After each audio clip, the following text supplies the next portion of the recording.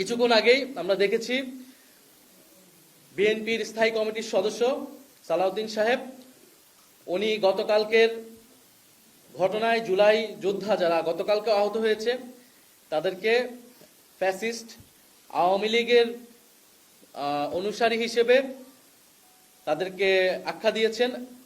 আমরা তীব্র নিন্দা এবং প্রতিবাদ জানাচ্ছি এবং হয়তো তিনি ভুলবশত হয়তো তার কাছে তথ্য না থাকার কারণে তিনি এরকমটা বলেছেন।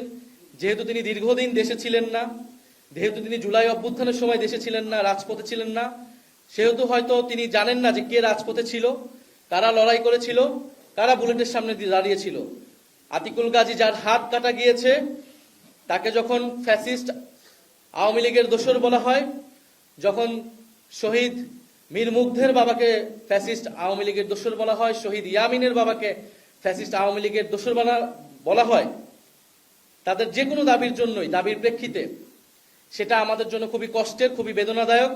ফলে আমাদের আহ্বান থাকবে তিনি তার এই বক্তব্য অবিলম্বে প্রত্যাহার করবেন এবং সে আহত যোদ্ধা এবং শহীদ পরিবারদের কাছে ক্ষমা চাবেন এবং তাদের সাথে বসে জুলাই গণ অভ্যুত্থানের গল্পটা শুনবেন, ইতিহাসটা শুনবেন, কারা লড়াই করেছিল, কিভাবে লড়াই করেছিল, কিভাবে এই দেশ স্বাধীন হয়েছিল এবং আজকে আমরা এখানে কথা বলতে পারছি। ধন্যবাদ।